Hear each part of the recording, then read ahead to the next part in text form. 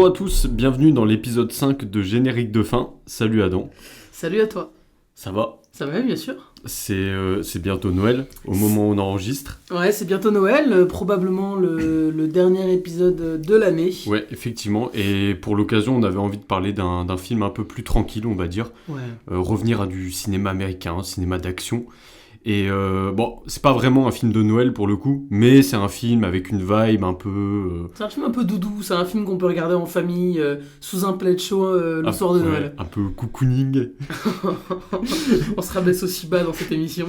Non, mais du coup, on va surtout parler d'un réalisateur qu'on aime beaucoup, le roi du film d'action, comme on l'appelle. Le roi du film d'action américain. Attention, sûr. parce qu'après on part en Asie Ok. ou en Inde et ça c'est autre chose. Ok, j'ai rien dit.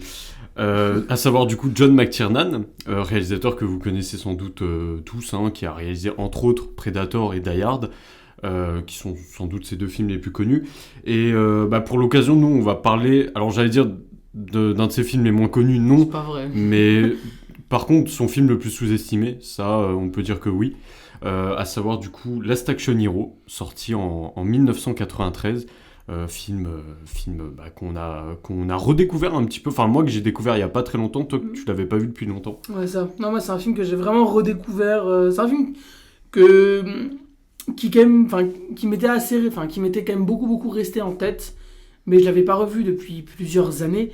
Et là, pouvoir un peu replonger dedans, pouvoir replonger dans toute la filmographie de McTiernan, pouvoir vraiment complètement m'intéresser à ce mec et à sa place dans le cinéma américain d'action, ça a été un vrai plaisir. Ouais. Parce que ouais, contrairement à ce qu'il n'y paraît, Last Action Hero c'est un film où il y a beaucoup de choses à dire sur que ce soit genre autour du film, autour de la production, de la sortie du film, Ou mais même aussi dans le genre film en dans le lui-même, film, ouais. voilà, toutes les thématiques que le film aborde. Et avant de commencer, je te propose de faire la fiche technique pour Fais-toi plaisir. poser les bases. Donc du coup, Last Action Hero, c'est une comédie d'action, on peut dire, réalisée et produite par John McTiernan, sorti le 11 août 1993 en France, scénarisé entre autres par David Arnott et Sean Black, Alors, même si... Vas-y, du on coup, va dire entre autres, parce qu'il y a eu énormément de Ouais. réécriture, on en reviendra après quand on parlera de la genèse du film. Ouais, le scénario a beaucoup changé et il y a beaucoup de personnes qui sont passées dessus. C'est un film qui est distribué par la Columbia Pictures, produit et distribué par la Columbia pour un budget d'à peu près 85 millions de dollars. Au niveau de l'équipe technique, on retrouve notamment à la photographie donc Dean Semler, qui est entre autres le chef-op sur Mad Max 2 et 3. Les meilleurs. Bien sûr, Danse avec les loups ou encore Apocalypto de Mel Gibson. Le montage est quant à lui de Richard A. Harris, donc, qui est un des monteurs phares de James Cameron dans les années 90, puisqu'il a monté entre autres Terminator 2, True Lies et Titanic. Et également John Wright au montage, donc, qui est le monteur de Die Hard 3 et à la poursuite d'Octobre Rouge, donc deux autres films de McTiernan. À la musique, on retrouve Michael Kamen, qui est le compositeur du premier Die Hard, du Géant de Fer, ou encore de Brazil et des X-Men, du coup, le magnifique thème principal des X-Men. Et au niveau du casting, on retrouve pas mal d'acteurs assez connus. Donc on a Austin O'Brien, donc, qui joue Danny, on a F. Murray Abraham, mais surtout la star du film, c'est évidemment Arnold Schwarzenegger, qui pour le coup sur le film est également producteur exécutif, donc il a mis un peu de son argent dans la production du film. Ouais, ça, parce qu'on va voir encore une fois ça juste après, mais Schwarzy à l'époque, c'est Dieu le Père, quoi. C'est une Bien star sûr. absolue, il Il sort vient du carton Terminator de Terminator 2 un an avant. Mm. Et il peut claquer des doigts et faire plus ou moins ce qu'il veut à Hollywood. C'est vraiment, à cette époque-là, il y a Schwarzy et il y a tout le reste. Ouais, c'est le action man des années 90, devant Stallone. Bien sûr, devant devant plein Bruce d'autres. Willis Bien aussi. sûr, aussi. Mais du coup, avant de commencer à parler du film, Adam, je vais te laisser nous présenter John McTiernan. Qui est-il, d'où vient-il et qu'est-ce qu'il a fait avant Last Action Hero ? Bien sûr, avec plaisir. Donc, John McTiernan est né le 8 janvier 1951 à Albany, dans l'état de New York. Issu d'une famille d'immigrés d'origine irlandaise et anglaise, donc du coup ses parents sont arrivés sur le continent américain peu avant sa naissance. Il a toujours grandi dans un milieu plus ou moins entouré d'artistes. En effet, son père était écrivain, et sa mère critique d'art, bossait dans des musées, tout ça. Et du coup, assez tôt, il a eu accès à un assez gros capital culturel. Et il a pu, donc comme ça, assez vite et assez rapidement, développer une certaine curiosité pour l'art, pour la musique, pour la peinture, pour la sculpture, et donc par extension, pour le cinéma. Il faut savoir que donc, John McTiernan, vraiment depuis qu'il est enfant, il est fan du cinéma européen des années 40 à 50. Voilà, le mec, il a écrit une thèse sur Bergman. Et ça, c'est vraiment c'est aussi quelque chose qu'on a tendance à oublier quand on parle de McTiernan. Sachant qu'avant, du coup, de s'intéresser au cinéma, il s'intéressait aussi beaucoup au théâtre. Et du coup, c'est pour ça que au début, il va d'abord fréquenter du coup la Juilliard School, donc qui est le conservatoire supérieur privé de musique et des arts du spectacle de New York. Et du coup, il va commencer à... Enfin, au début, il voulait clairement travailler en fait dans le théâtre. Sauf que très vite, il va se rendre compte que travailler dans le milieu théâtral, c'est plus une activité sociale qu'un véritable travail en fait. Exactement. Et en fait, pendant qu'il est à la Juilliard School, il va pas tant que ça en cours, et il en profite à chaque fois pour aller plutôt dans des cinémas d'art et d'essai, vers Broadway, enfin en tout cas dans tous les cinémas de New York, pour regarder des films. Et là, John McTiernan, à cette époque-là, il a 19 ans, tu vois. Et il regarde des films en boucle, Ouais. jusqu'à 5-6 films par jour. Il regarde des films pour essayer de comprendre ce qu'est un film. C'est lui-même qui le dit en fait. Ouais, c'est ça. Voilà, il a pas tant de lu... Enfin, en fait, il a pas lu tant de théories sur le cinéma que ça, mais c'est vraiment un enfant de la salle. C'est que le mec, il a développé tout un œil critique et tout son esprit du cinéma, il l'a développé dans la salle de cinéma. Et rien que ça, moi c'est quelque chose que j'aime bien, c'est quelque chose que j'aime beaucoup, parce que c'est quelqu'un qui est profondément passionné de films en fait. Il bouffe film matin, midi et soir, et ça fait toujours plaisir à voir. Et comme tu l'as dit, pas que du film américain, mais aussi beaucoup de films européens, du cinéma français et italien. Faut savoir que son film de chevet, un peu entre guillemets, c'est La Nuit américaine de François Truffaut. Il a dit dans une masterclass qu'il a donnée que il a regardé 5 projections par jour pendant 3 jours de La Nuit américaine pour essayer de comprendre ce qu'était en fait l'objet cinéma au sens littéral du terme, pour voir en fait toutes les nuances, comment on fait un film, du coup c'est vraiment un film en fait qui connaissait par cœur, qui connaît encore aujourd'hui par cœur. Courageux le bonhomme quand même. Pour regarder autant de fois La Nuit américaine, faut être courageux. C'est vrai que t'es pas fan toi. Et donc à la fin de ses premières études à la Juilliard School, il va donc se réorienter dans une université pour vraiment étudier le cinéma. Alors, pas tout de suite, il va d'abord étudier l'anthropologie, exactement. donc qui est l'étude du comportement humain, et c'est seulement après en fait qu'il va partir pour Los Angeles, à l'American Film Institute. Et donc très très vite, il se rend compte que pour se faire un peu d'argent, il va devoir bosser pour des studios, parce qu'on est à Los Angeles et qu'on est dans l'industrie du cinéma américain. Maintenant, lui n'étant pas non plus le plus gros fan du cinéma d'action américain qui se faisait à l'époque, parce que là on est dans les années 70-80. Fin 70 plutôt. Il a un seul objectif dans McTiernan, c'est de venir insuffler au cinéma populaire américain un esprit du cinéma européen des années 60. C'est comme ça qu'il va commencer sa carrière de réalisateur. Par exemple, notamment, il pense que du coup c'est le cinéma européen des années 60 est bien supérieur au cinéma américain, notamment parce que le cinéma américain c'est un cinéma qui est régi par tout un tas de règles que lui-même trouve un peu inutile en fait, comme par exemple le fait de ne pas couper un plan en mouvement. C'est l'exemple qu'il donne, ce qui est une des règles un peu dans le cinéma américain à cette époque, qui c'est pas du tout présent en fait dans le cinéma européen à cette époque-là. En fait, McTiernan, il a vraiment pour obsession de vouloir renverser des codes Et cette notion de code, de cliché, entre guillemets, on va vraiment la retrouver tout au long de son cinéma de nomades à basique. Et du coup, voilà, donc tu l'as dit, 86, il réalise son premier long métrage, donc Nomads, avec notamment Pierce Brosnan, qui est c'est un de ses premiers rôles, je crois, au cinéma. C'est un des films qui a vraiment révélé Pierce Brosnan auprès du grand public, ouais, c'est ça.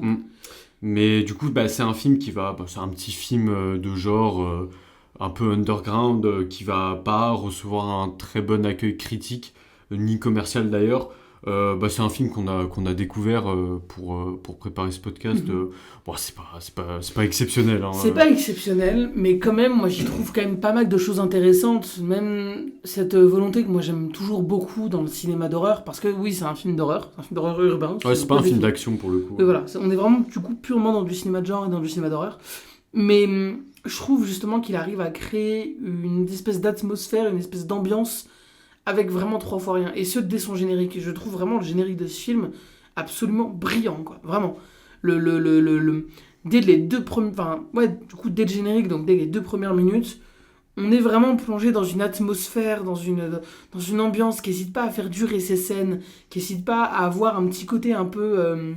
je sais pas, un peu charnel, un peu matériel au corps des acteurs, et du coup en fait ça va s'incarner dans une espèce d'horreur qui fonctionne assez bien, je trouve.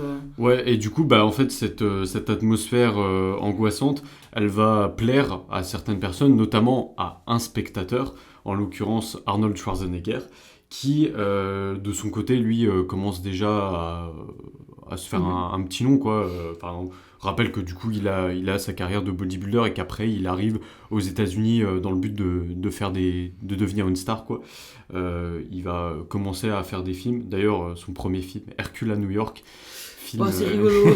Voilà, bon gros nanar. Si vous voulez voir Schwarzenegger faire. Petit plaisir quand même. Si vous voulez voir un remake de la course de chars de Ben-Hur dans Central Park avec Schwarzenegger en Hercule, c'est délicieux. T'as vendu le film parfaitement, bien sûr.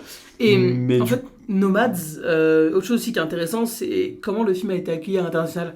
J'ai relu un peu du coup comment dire, la façon dont le film a été accueilli à l'époque, et en fait le film s'était fait défoncer de partout, sauf à Starfix. Et bon, Starfix, magazine légendaire des années 80, dirigé entre autres évidemment par Christophe Gans.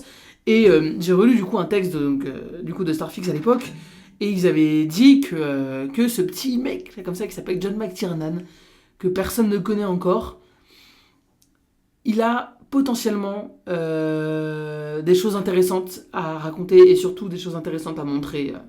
Et mine de rien, ils ont été assez novateurs, je trouve, là-dessus, quoi.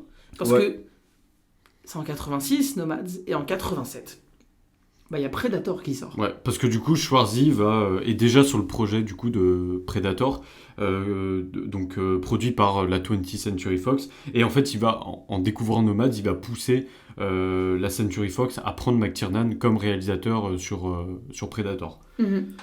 Et encore une fois, dès son intro, Predator va encore une fois instaurer une ambiance, cette espèce de pamphlet antimilitariste qui est un film assez brillant, hein, moi je trouve vraiment, premier Predator.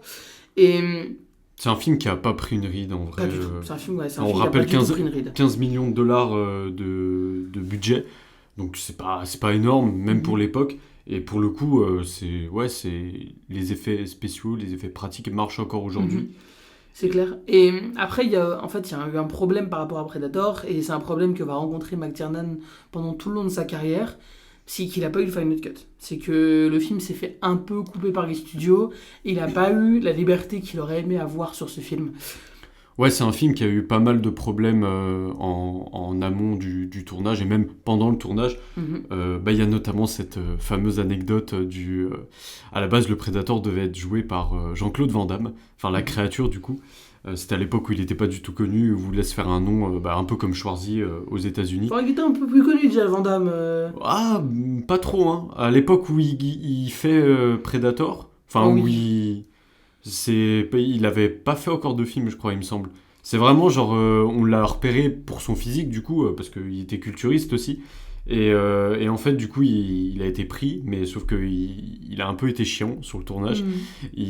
Parce que du coup, on voyait pas sa tête. Enfin, il pouvait pas faire son grand écart. Sacré JCVD. Hein. Mais du coup, voilà, il s'est fait. Je crois que c'est même McTiernan lui-même qui a viré Van Damme du tournage pour ensuite le remplacer par je ne sais plus qui. Mais voilà, c'est une petite anecdote. Ouais, ça. Oui, non, alors du coup, je viens de vérifier, effectivement, du coup, Bloodsport, c'est 88, donc c'est 2 ans après. Il avait fait, du coup, No Retreat, No Surrender de Corey Yuen, voilà, c'est la ça, même ouais. année, mais c'est un peu le Mais film où il avait a fait... un petit rôle. Il joue le rôle du méchant. Ouais, il joue le rôle c'est du méchant russe dans cet ersatz de Karate Kid. Ouais. Digression totale sur Van Damme, mais ça fait toujours plaisir. Toujours un plaisir, bien sûr. Mais du coup, Predator, c'est un film qui va être un énorme succès à sa sortie. Il va être numéro 1 du box-office américain. 12 millions de dollars lors de son premier week-end d'exploitation et pas moins de 100 millions de dollars de recettes au total. Donc, gros succès. Malgré quelques petites critiques négatives par-ci par-là, c'est un film qui va pousser en fait la Fox à réengager McTiernan du coup sur un nouveau projet, donc un an après, à savoir Die Hard. Piège de cristal. Piège de cristal, quel nom de fou. C'est ça, c'est clair. Et il y a quelque chose déjà qu'on peut noter par rapport à Predator avant du coup de passer à Die Hard, qui est aussi un gros morceau. C'est que McTiernan adore l'action en huis clos. Il adore donner un cadre à son action. Certains diraient une toile de fond, mais ça serait vraiment un cadre pour pouvoir en fait cloisonner ses personnages. Il adore ce côté de un seul personnage, un personnage principal, enfermé dans une situation. Dans la jungle, en l'occurrence, dans Predator. C'est ça, exactement. Et c'est un contexte qui, du coup, crée à la fois une tension et un rythme qui peut être soutenu constamment, en fait, de par le montage. En fait, c'est ce qui va ressortir en grande partie des critiques positives de Predator et de Die Hard par la suite. C'est ce côté, genre, renouvellement un petit peu du film d'action en mettant en scène un huis clos, quoi. Parce que c'est un peu le cas, quoi. Predator, c'est un peu un huis clos. C'est un huis clos dans la jungle, bien sûr. Voilà, Die Hard aussi, dans une Parce qu'il y a ce truc génial, je trouve, dans Predator, c'est que c'est que la jungle n'a aucun point géographique. Genre, nous, en tant que spectateurs, on a vraiment du mal à se représenter géographiquement où est le Predator par rapport à Schwarzenegger, où sont les différents personnages, où sont les différents groupes, parce qu'à un moment, ils se séparent et tout ça. Et ça donne vraiment une ambiance hyper pesante, hyper angoissante, je trouve, au film. Et qui va vraiment arriver au pinacle de ces 30 dernières minutes où on a vraiment cette espèce de retour à la nature de Schwarzenegger. Et ça, c'est quelque chose qui est génial. Parce que John McTiernan, à une époque, encore une fois, en 87, où le cinéma d'action a une tendance à la surenchère, a une tendance vraiment, oui, à la surenchère, au toujours plus, il va venir prendre un personnage, le mettre littéralement à nu dans la jungle, et le faire affronter un autre personnage. On est vraiment du coup dans une action à visage humain, dans une action quasiment simple en fait. Et John McTiernan, moi c'est ce que j'adore dans son cinéma, je retrouve un vrai plaisir de la matière simple des choses. Ouais, c'est ça. C'est qu'en fait, c'est un cinéaste qui va injecter à la fois du réalisme et du fun dans ses films. Parce que le réalisme est fun, c'est tout le truc de John McTiernan. Mais que lui-même, d'ailleurs, il le dit, il considère ses films comme de simples blockbusters, entre guillemets, genre divertissement de masse. C'est pour dire un petit peu l'humilité qu'a ce mec, parce que c'est pas le cas, c'est pas que de simples blockbusters, c'est des films où, comme tu l'as dit, il va mettre en scène des héros qui sont vulnérables et humains, qui sont loin des clichés habituels des héros testostéronés des films d'action des années 80-90, notamment le personnage de John McClane dans Die Hard, qui est genre, en vrai c'est un flic, c'est monsieur tout le monde quoi. C'est un mec qui est pas très beau physiquement, Bruce Willis, mais quand même il a du charisme, mais voilà, il est pas très attirant, il est il a un petit bide à bière et tout ça, genre. Et c'est en fait, il y a vraiment cette volonté de... Ouais, comme tu l'as dit, de rendre l'action palpable. Moi, il y a cette scène dans Die Hard qui est une scène culte et qui résume pour moi entièrement le cinéma de McTiernan. C'est la scène où du coup John McClane est pieds nus tout le long du film et où il marche dans du verre et il saigne. Et c'est tout con en vrai, mais genre ça apporte une tension un réalisme Et surtout, ça rend le personnage terriblement humain, et ça permet du coup à McTiernan de replacer le spectateur au centre de l'action, au centre de son film, ce qui était plus trop le cas en vrai dans les films d'action américains à cette époque. C'est ça, surtout qu'en plus on est arrivé, encore une fois, c'est les années Reagan puis Bush, donc on est vraiment du coup dans un cinéma hyper propagandiste pour l'impérialisme américain. Et par exemple, si on prend l'introduction de Die Hard, qu'est-ce que c'est l'introduction de Die Hard? On a donc ce personnage de John McClane, qui est un flic, mais qui est cette espèce de flic issu un peu de la classe moyenne. C'est, comme tu l'as dit, c'est monsieur tout le monde. Et il prend un taxi au début du film. Et qu'est-ce qu'il fait? Il est devant dans le taxi. Tu sais, il est du coup à la place du passager. Il n'est pas à l'arrière comme on pourrait... comme on pourrait en attendre d'un héros d'un film d'action, d'un héros quasiment herculéen, machin. John McClane, il est devant, il discute avec le mec, il écoute de la musique, et surtout, il parle à un Afro-Américain. Et ça à noter, parce que même au sein du coup de la trilogie Die Hard, j'ai dit trilogie exprès, c'est une sorte un peu de leitmotiv, cette amitié entre John McClane et un personnage afro-américain. Et c'est hyper important, je trouve, à noter à une époque, encore une fois dans les années 80, où c'est Rocky IV, quoi. C'est le héros américain, beau, musclé, qui va défendre les belles valeurs américaines. Ouais, c'est des personnages de propagande, quoi. Exactement, voilà, exactement. C'est ça. C'est ce qu'on a reproché un petit peu à Stallone, à cette période, de tomber un petit peu dans le cliché de la propagande américaine. Je dis Stallone, mais il y en a d'autres aussi, Chuck Norris, Steven Seagal, bien sûr. Voilà, bien sûr. Bon, ça c'est un peu après, mais voilà, même Schwarzy, d'un certain point de vue, quand le mec fait Commando, ou c'est aussi le cas. Mais ouais, et ça du coup, le public va être vraiment sensible à ça, ce qui fait que Die Hard va remporter un énorme succès et va engranger 140 millions de dollars de recettes au box-office mondial. Et aujourd'hui encore, c'est un peu considéré comme un des plus grands films d'action de tous les temps. Et ce succès-là va donner naissance à une nouvelle franchise, la franchise Die Hard, qui aujourd'hui compte 4 films. 5 films. 5 films, pardon. 5 films, c'est 5 ça. films. Donc, 5 films, voilà. On parlera un peu mieux du coup de DR3 après, mais je fais vite fait une description sur la saga Die Hard, très rapidement promis. Donc Die Hard 1 est un quasi chef-d'œuvre, un film éblouissant, un film vraiment parfait, je trouve, dans son découpage de l'action, la manière dont il arrive à placer les différents protagonistes les uns par rapport aux autres, la manière dont il arrive sans cesse pendant 2h15 à se renouveler en termes de ce qu'il a à proposer d'action. Vraiment, c'est un film assez éblouissant. Le 2 est trop bien aussi. Le 2 souffre un peu de la comparaison, je trouve, avec le premier, parce que c'est le premier, mais mis dans un aéroport. Le 2 réalisé par Reiner Lee. Même si d'ailleurs, je trouve cette idée formidable de concept des avions, mais qui n'atterrissent jamais. Je trouve ça génial. Et bon, après, on a derrière le 3, on en reparlera un peu après, donc là, je vais vite l'oublier exprès.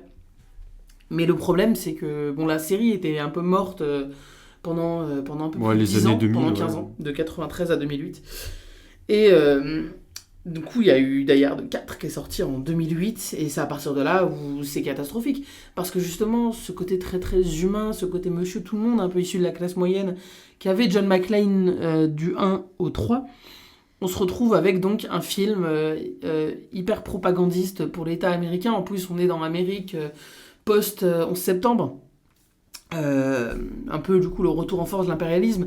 Et par exemple, il y a ce dialogue au début de Die Hard 4, je crois, où il y a un personnage qui lui dit est-ce que t'es prêt à sauver le monde encore une fois? Et ben non, parce que c'est tout le truc, c'est que de Die Hard 1 à 3, John McClane ne sauve pas le monde en fait. Parce que c'est pas ce genre de héros, c'est pas ce genre de héros qui va venir sauver le monde. C'est ce genre de personnage un peu ambigu, mais c'est un personnage qui est profondément normal, qui est profondément à hauteur d'homme. Et c'est ce qui, je trouve, en fait toute la beauté des films Die Hard. Entre autres qualités, évidemment. Et en fait, c'est vraiment... Il y a du coup Predator, Die Hard qui vont lancer des sagas. Ça sera aussi un peu le cas en 90 avec du coup nouveau succès critique commercial avec À la poursuite d'Octobre Rouge, donc adaptation du roman d'espionnage homonyme de Tom Clancy. Donc, on adore Tom Clancy. Bien sûr. Donc, film avec Sean Connery, Alec Baldwin, Sam Neill, entre autres. Ça aussi, c'est un film qui va marquer les esprits et qui va lancer un petit peu cette série du coup, d'adaptation des romans de Tom Clancy, qui, encore aujourd'hui, il y en a encore qui sortent. Hein, Et, c'est le Stephen King du cinéma d'action. Ouais, bien sûr. Mais voilà, La Poursuite d'Octobre Rouge, film c'est trop bien. Moi, j'adore ce film, bien sûr. C'est... Et encore une fois, générique fantastique. Je reviens, mais parce que je il y a un travail sur les génériques dans le cinéma de McTiernan qui est fou. Enfin, et ouais, et puis donc on est sur un film qui est presque un huis clos en fait, qui se passe une grande partie du temps dans un sous-marin. Et c'est un film qui on retrouve les codes que McTiernan a instaurés dans Predator et dans Die Hard, mais je trouve qu'il les sublime encore plus ici dans ce film-là. La tension, le côté... ce côté genre vraiment didactique entre guillemets au film. Quand je dis didactique, je pense notamment à cette scène au début du film, tu vois laquelle dont je parle, quand Sean Connery au début parle en russe, parce que du coup Sean Connery incarne un commandant russe, du coup. C'est ça, c'est un général russe. Un général russe. Et au début du film, il parle en russe, et à un moment, genre, il bascule, il dit, je vais... comme vous me comprenez, comme vous comprenez l'anglais, je vais parler en anglais. Et genre, tout le reste du film, il parle en anglais. Ce qui est pour le coup une super idée. Et ça témoigne toujours, je retrouve... En fait, ça témoigne encore de l'intelligence, je trouve, de son auteur, de John McTiernan. Parce que combien de réalisateurs... Encore une fois, par exemple, entre autres, Ridley Scott, Napoléon, font un film qui se passe en France, avec des acteurs français. Mais vu qu'il faut vendre son film à l'international, le film, on va le faire parler en anglais. Et John McTiernan a conscience de ça. Il est conscient que c'est un film de studio, il est conscient que les studios ne le laisseront jamais faire un film entièrement parlé en russe. Et il en joue. Et qu'est-ce qu'il va faire ? Il va faire, du coup, cette idée géniale que tu as dit, de commencer à faire parler ses personnages en russe, et ensuite les faire switcher en anglais. Et... ça, c'est une super idée, parce que d'un côté, les studios comme ça, ils vont pas trop râler, le film pourra quand même avoir du succès, tout ce qu'on veut, mais surtout, ça montre quand même l'importance qu'a John McTiernan au langage, à la didactique, et à la matière de son film, quoi. Et après ça, il va un petit peu s'éloigner des blockbusters, du cinéma de studio, parce que du coup, là, à La Poursuite d'Octobre Rouge, c'est produit par la Paramount. McTiernan, il va un peu se désengager pour privilégier des projets plus originaux. En 92 notamment, donc 2 ans après, il retrouve Sean Connery pour une sorte de film d'aventure sur fond de thématiques un peu écologiques, à savoir du coup Medicine Man. Qui est un film très cool, hein. Ouais, c'est sympa. Qui est un film un peu sous-estimé aussi, je trouve. Un petit peu, ouais, même si encore une fois, là pour le coup, on n'est plus dans le film d'action en fait. Et ça, c'est pareil, c'est une des qualités de McTiernan, c'est que il est assez versatile. Voilà, il a quand même, plusieurs fois dans sa carrière, il a pris des risques pour aller vers autre chose que le film d'action, alors que Dieu sait qu'il y a plein de réalisateurs qui sont toujours restés bloqués dans un genre qui leur était un peu prédestiné, quoi. Là, c'est pas le cas pour McTiernan. Et il va également... c'est un film qui va... Medicine Man, pour le coup, c'est un film qui va pas trop bien marcher. En même temps, il sort de 3 films de fou, donc... Et je crois que Medicine Man ne rembourse même pas son budget. Ouais, c'est ça. Je sais plus du tout le budget, mais voilà, c'est un film qui va un petit peu flop. Et du coup, il va revenir vers l'action en retrouvant à nouveau Arnold Schwarzenegger pour Last Action Hero. Et... j'adore son accent allemand quand tu dis Arnold Schwarzenegger. Et c'est le moment de parler du film. Il faut savoir du coup que Last Action Hero, à la base, le scénario original a été écrit par 2 hommes, donc Adam Leff et Zach Penn, qui à l'époque sont pas du tout connus, aujourd'hui encore d'ailleurs sont pas super connus. C'est 2 étudiants qui ont la vingtaine et qui vont ensemble imaginer Arnold Schwarzenegger dans un film démontant les mécaniques traditionnelles du blockbuster hollywoodien. Et ce projet original, à la base, va s'intituler Extremely Violent. Donc ils vont écrire le scénario tous les deux pendant plusieurs mois, alors qu'ils sont étudiants à New York. Et... ils ont en fait comme projet tous les deux de percer à Hollywood en tant que scénaristes, et du coup ils vont proposer ce scénario à pas mal de producteurs, enfin d'abord pas mal d'agents, parce que du coup c'est les agents qui acquièrent le scénario et qui ensuite revendent le scénario aux distributeurs, donc à Columbia, Universal, tout ça. Et du coup c'est Columbia qui va acquérir le script et qui va dans un premier temps approcher Schwarzy pour le rôle principal, parce que ils sont extrêmement intéressés par l'idée de Adam Leff et Zach Penn. Mais comme souvent, ils vont vouloir réécrire certains passages, donner le scénario du coup à quelqu'un d'autre pour que ça soit un peu plus dans les normes hollywoodiennes entre guillemets. Et en fait, c'est pour ça qu'ils vont demander à Sean Black donc de réécrire le scénario de Penn et de Leff. Ouais, ça. Alors, juste Adam Leff et Zach Penn. Donc, Adam Leff, aujourd'hui, a complètement disparu des radars. Par contre, Zach Penn, c'est un scénariste qui a vraiment eu du succès dans les années qui ont suivi à Hollywood. C'est notamment une des personnes qui est quand même à l'origine de tout le revival autour du cinéma de super-héros qu'on a eu dans les années 2000. Parce qu'il est, entre autres, à l'origine de la réécriture de X-Men 2, de Elektra, de X-Men 3, du Hulk de 2008, bref. C'est vraiment un des mecs importants du cinéma de super-héros des années 2000, pour le meilleur comme pour le pire. Et aussi, il a également écrit le scénario du film Inspecteur Gadget, le film de la fin des années 90.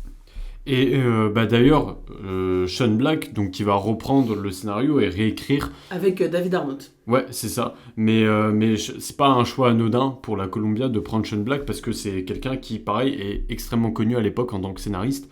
C'est notamment lui qui a écrit le scénario de L'Arme Fatale, donc le premier. Les deux. Les deux premiers, ouais, effectivement. Un et deux. De Richard Donner. Il a également travaillé déjà avec McTiernan auparavant, même si à cette période-là, à ce stade-là du projet, McTiernan n'est pas encore évoqué en tant que réalisateur, mais du coup c'est Sean Black qui a notamment écrit, me semble, le scénario de La Poursuite d'Octobre Rouge. En tout cas, il est un des co-scénaristes.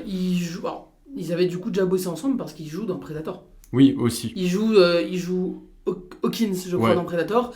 Et vite fait, du coup, il a également écrit Le Dernier Samaritain de Tony Scott.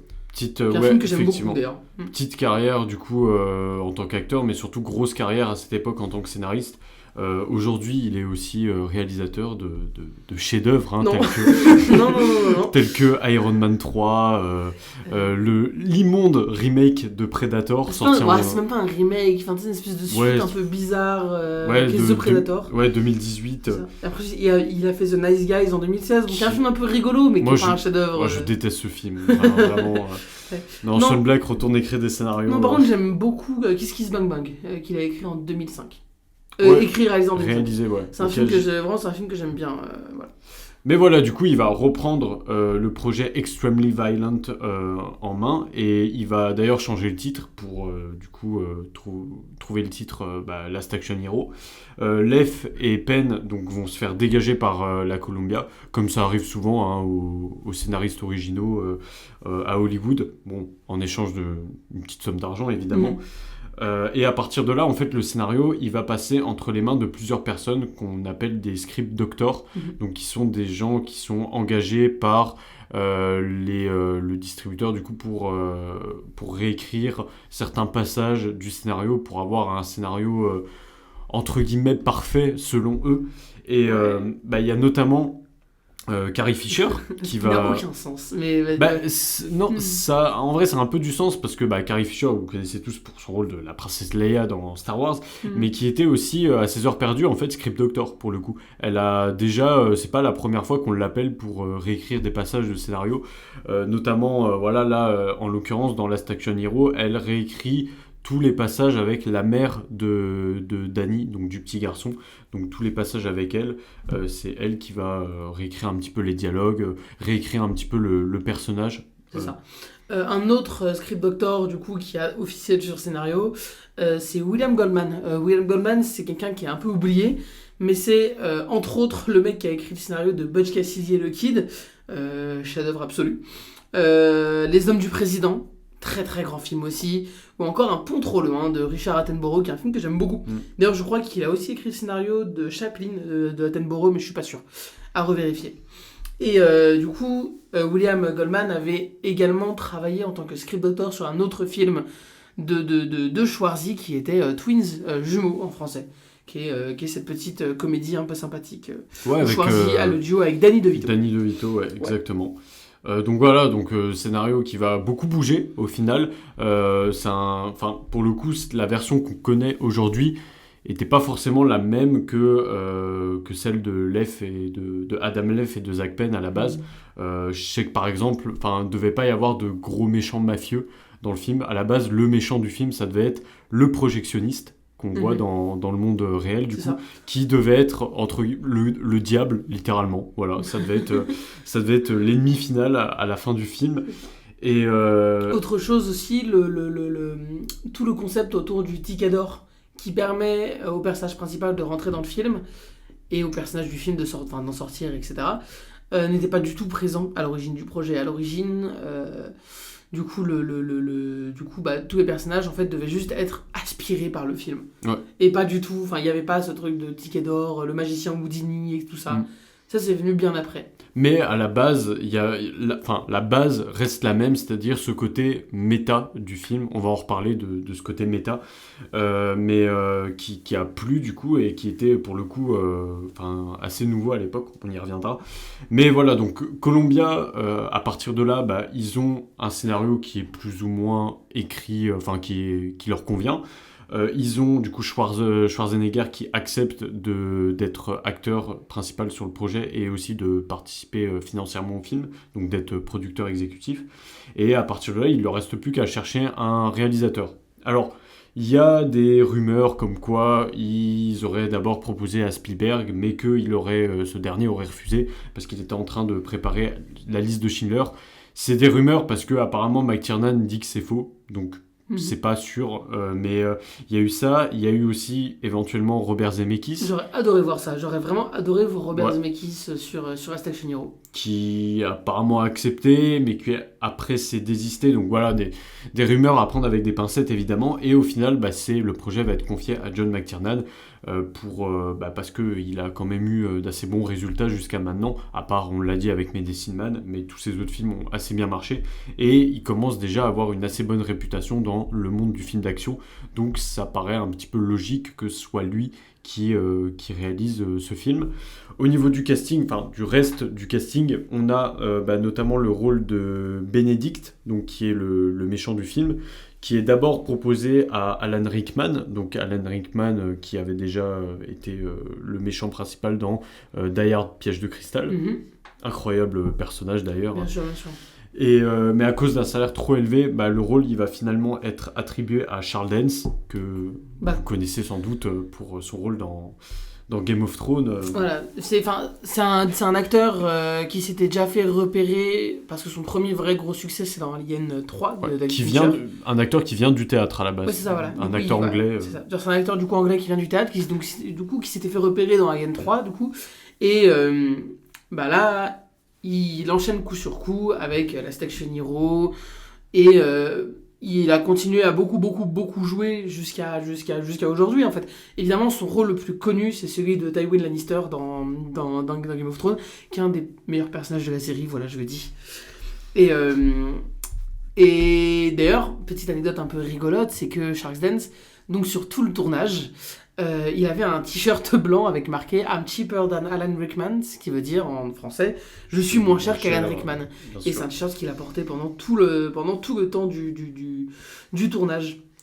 Il y a d'autres acteurs qui avaient été envisagés pour le rôle du méchant, entre autres William Atherton, qui est aussi donc un acteur anglais que nous on connaît beaucoup moins, mais qui a joué dans des séries comme New York Police Judiciaire, qui a un petit rôle dans Lost. Comme Monk ou encore dans Arabesque. Voilà, c'est un acteur un peu de second rôle de série.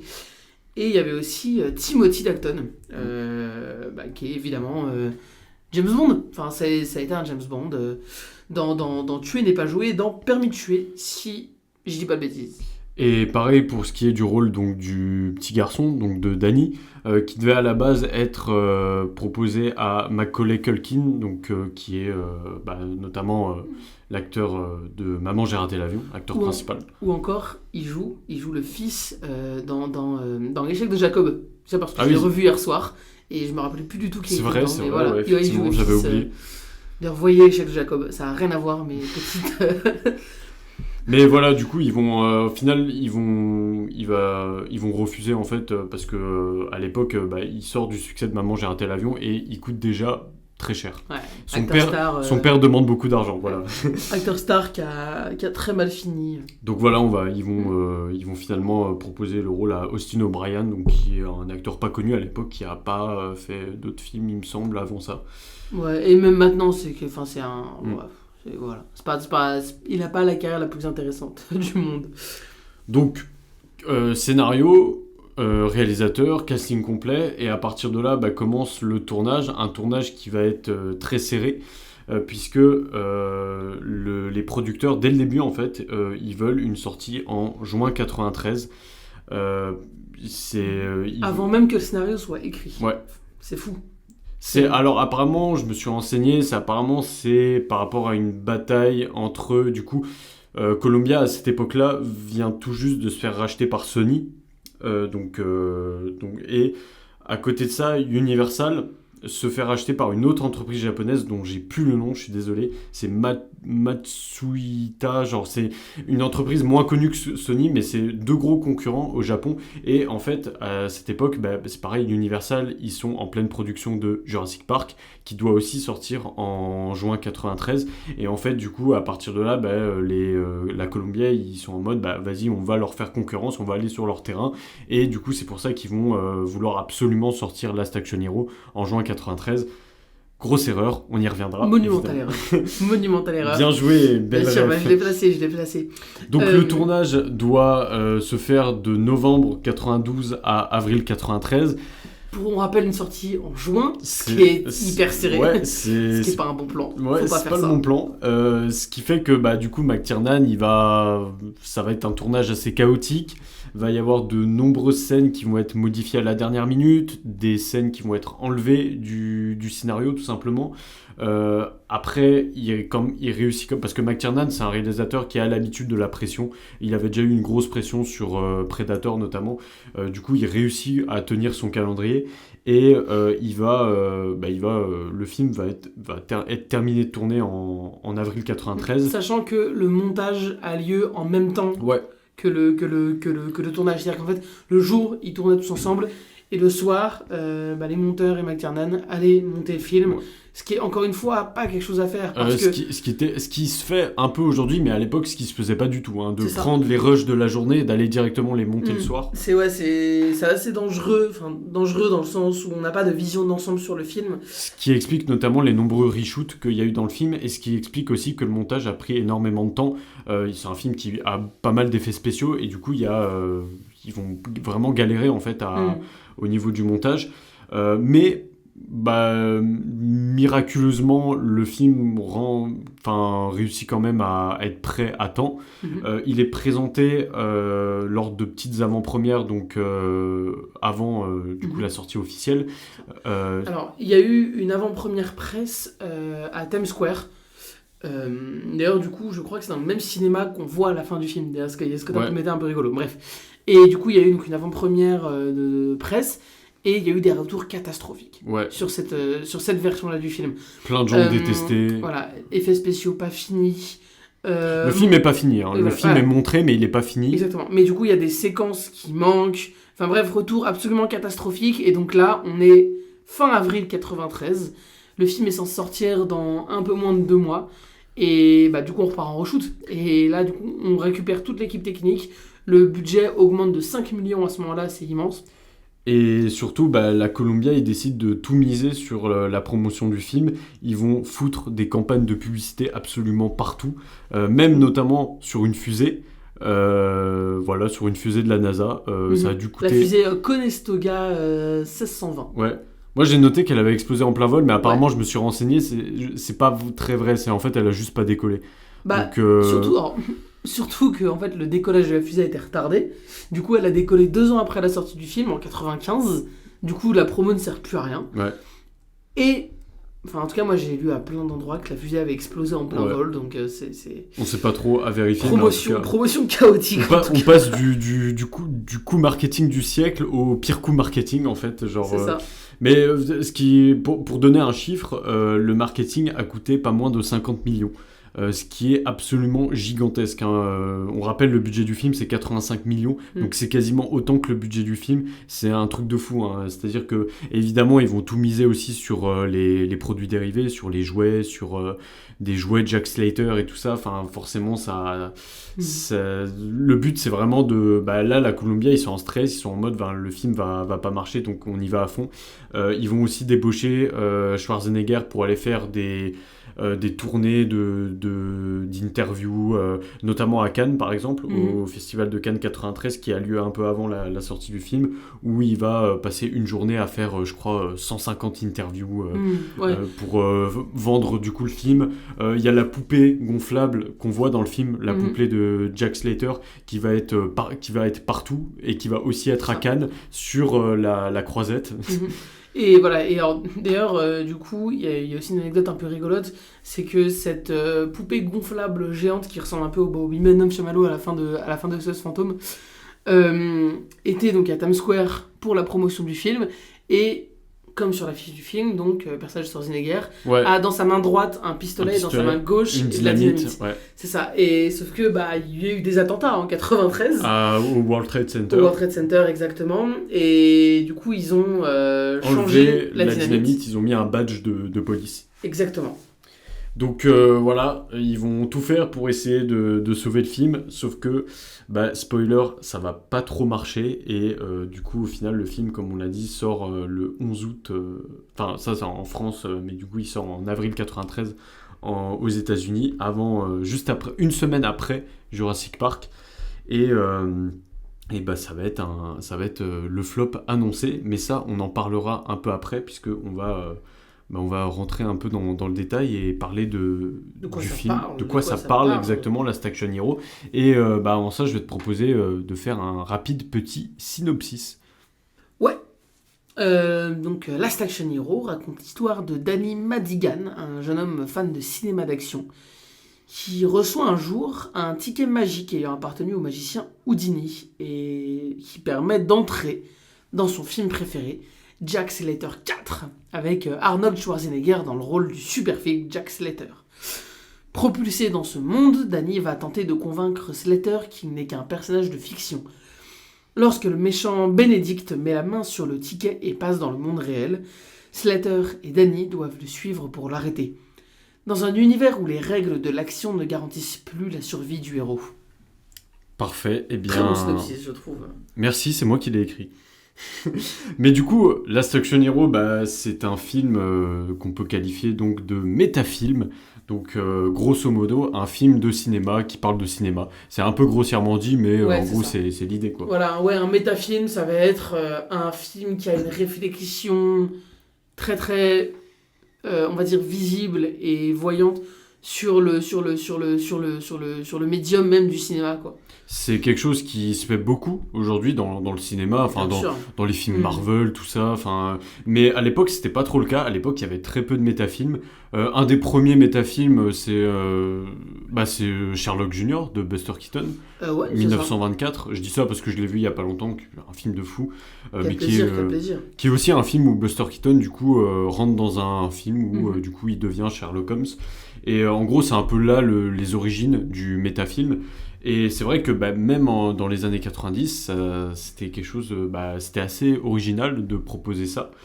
Et en l'occurrence, Last Action Hero, c'est un film pour le coup qui va proposer une réflexion à la fois profonde et ironique sur le cinéma d'action, et même, on peut le dire, sur le cinéma de manière générale. Il y a plein de thématiques qui sont abordées dans Last Action Hero, la violence, la fiction, les héros, le rapport au public, à la place de l'acteur, tout ça dans ce film, la place de l'auteur aussi, du réalisateur, et c'est un film qui brasse énormément de thématiques et qui le fait de manière un petit peu comique en se moquant pour le coup. C'est un film qu'on pourrait presque qualifier en gros de satire des films d'action américains des années 80-90. Ouais, c'est ça, exactement. Et c'est un film qui, justement, tout le côté satirique, tout le côté donc méta-réflexion sur le cinéma se développe vraiment à partir de la seconde partie du film. Donc, à partir du moment... Même de la première, en vrai. Parce que le côté, la critique un peu de la surenchère, de la caricature des figures du genre, c'est présent en fait dès le début. Parce que c'est vrai qu'on s'est fait la réflexion quand on a rematé le film, mais le film Jack Slater, donc le film que dans lequel Danny est transporté dans Last Action Hero, c'est un peu un film de merde, quoi, on va pas se le cacher. C'est un très mauvais film, carrément. C'est un peu un carrément. nanar. Bien sûr, complètement, c'est ça. On va être dans cette parodie de tous les films des années 70 à 80, les films d'action, comme on a dit, hyper bourrins. Les clichés masculins, les Exactement, clichés bien sûr. féminins, les répliques forcées, les C'est explosions qui n'ont c'est aucun ça. sens. Il y a notamment cette scène exceptionnelle où en fait on découvre que du coup, en fait c'est une sorte de parodie de Hamlet, Oui, au mais début. avec le personnage donc de Jack Slater. Et voilà, et en fait du coup c'est une scène comme ça où on s'imagine si ce personnage-là, donc de Jack Slater, ce personnage bourré de clichés du cinéma d'action machin, avait fait une adaptation de Hamlet, et c'est une scène qui est hilarante, quoi. C'est un fantasme en gros de Danny qui s'imagine son héros c'est ça. préféré. Exactement. Donc Schwarzenegger dans le rôle de De Jack Hamlet. Slater. Oui, ok, oui, voilà. Non, parce que Schwarzenegger existe dans le monde de Last Action Hero. C'est ça. C'est un acteur. qu'on n'avait pas expliqué. Ouais. C'est un acteur qui joue plusieurs rôles, dont notamment le rôle de Jack Slater, qui est en gros la saga favorite de Danny, du coup. Exactement. Et ouais, pour revenir à cette parodie de Hamlet, c'est une scène qui est devenue culte aujourd'hui et qui est assez intéressante parce que déjà c'est bien foutu, c'est marrant. Faut savoir que pour la petite anecdote, quand McTiernan il a tourné la scène là, il avait un moniteur à côté de lui qui diffusait du coup la vraie scène donc du film Hamlet de j'ai plus le nom. Le film j'ai un doute, mec.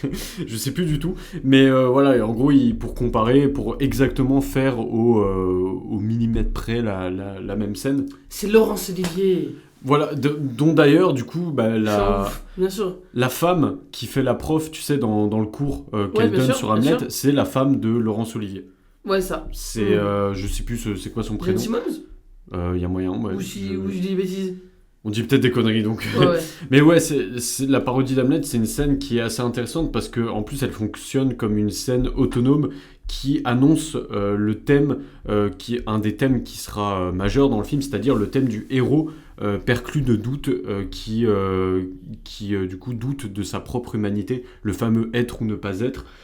Et puis évidemment on peut y voir un petit peu un commentaire d'anticipation sur le cinéma à venir, le cinéma actuel, avec cette notion de remake à tout va, là, remake dans tous les sens, tu vois, il y a un peu ce côté anticipation. Bon, ça, on y reviendra après. Mais ouais, c'est une scène qui résume un petit peu, en vrai, toute la promesse de Last Action Hero. Ouais, c'est ça. Et disons que si jamais le film ne restait qu'à ça, ça aurait été un film un peu rigolo, mais quand même pas très intéressant. Je veux dire, ce côté de vouloir donc détourner des clichés, donc en fait grossir le trait de ces 10 clichés pour mieux pouvoir réfléchir dessus, c'est quelque chose qu'on a déjà vu 15 000 fois dans le cinéma, et que même on avait déjà vu à l'époque de la sortie de Last Action Hero. Je veux dire, c'est quand même pas nouveau. Quelque chose comme, je sais pas, genre Fegni dans 8,5, c'est un peu ce qu'il fait aussi. Ou même dans des films comme Le film est déjà commencé de Maurice Lemaître, si je dis pas de bêtises. Enfin, en fait, tous ces métafilms, c'est quelque chose qu'on a déjà vu. L'originalité, en fait, de Last Action Hero, c'est que quelque part, cet aspect un peu action, il va le prendre un peu au premier degré. Et pour moi, c'est ce qui fait vraiment toute la force du film. C'est que, en termes de pur film d'action, le film se tient. Et ce ton sur lequel il va avoir switché entre parodie et film, encore une fois, qui va se prendre très très au premier degré, film extrêmement divertissant au premier abord, avec un vrai plaisir de la scène d'action, le film jongle extrêmement bien entre les deux points de vue. Et c'est vraiment quelque chose qui, je trouve, à noter quand on parle de Last Action Hero. En fait, le film, McTiernan, il va vraiment confronter le monde de Jack Slater, donc le monde de l'imaginaire, à la logique de notre propre monde à nous, pour nous faire réfléchir à travers ça, nous faire réfléchir sur notre propre rapport au cinéma. Moi, ce que je trouve hyper intéressant dans Last Action Hero, c'est que genre du coup le monde réel, du coup le monde dans lequel Danny vit, c'est cette réalité du film, c'est un monde quasiment post-apo, un peu genre il y a ce côté très sale. On Bien est sûr. du coup là où le film Jack Slater 4 se passe à Los Angeles, donc c'est très coloré, c'est très chatoyant et tout ça, c'est le film d'action américain typique. Là, pour le coup, le monde de Danny, c'est un monde où la loi et l'ordre n'existent plus, en fait. C'est l'une des principales inspirations des auteurs originaux de Penn et de Leff, c'est Taxi Driver, pour représenter ce New York un peu... C'est New York délaissé pour compte. Ouais, voilà, c'est ça. Avec, tu sais, et puis symbolisé aussi par ce cinéma, du coup, dans lequel Danny se réfugie un petit peu pour oublier la dureté de ce monde-là. Ce cinéma qui lui-même est complètement délabré et tenu par un projectionniste vieux puis en plus, il y a... Qui est tout seul. Ouais, tout seul, il n'y a ça. personne dans le cinéma. C'est ça, et c'est vrai que du coup, le New York de Last Action Hero, comme tu l'as dit, donc c'est un New York qui est complètement dévasté. C'est un New York où vraiment où il y a des rats qui se promènent dans la rue, tous les immeubles sont délabrés. Et quelque part, moi en voyant le film la première fois, en fait, je me suis dit, tiens, c'est marrant, là, John McTiernan, il va nous parler de cinéma en tant qu'évasion, tu vois.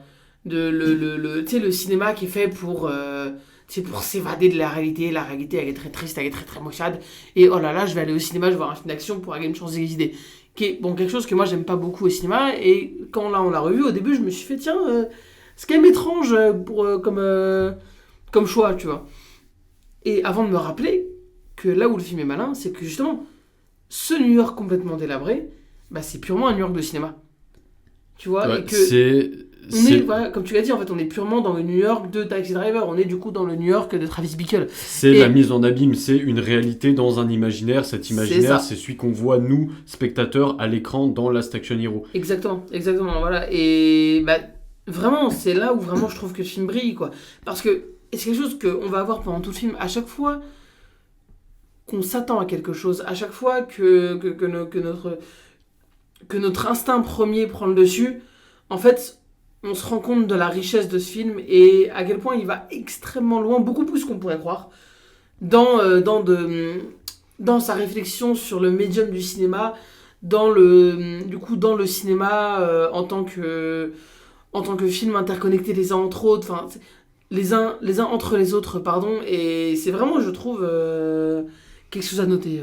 Et puis le fait de placer le monde réel du film dans un monde violent, il y a Mais du coup, dans un monde extrêmement faux aussi. oui, bien sûr, mais il y a du coup ce message autour de la représentation de la violence dans l'art qui était un sujet très présent dans les années 90, tu sais, le fameux genre, faut pas trop regarder la télévision sinon ça rend violent, que les parents répétaient aux enfants. En plaçant la réalité du film dans un monde où la loi et l'ordre n'existent plus, en fait McTiernan il répond directement à la question de oui, la réalité en soi est plus violente que la fiction. Moi quand je vois Last Action Hero, le monde réel il est plus violent, plus sanguinaire que le monde dans lequel Jack Slater vit, ce Los Angeles un peu fantasmé quoi. Mhm.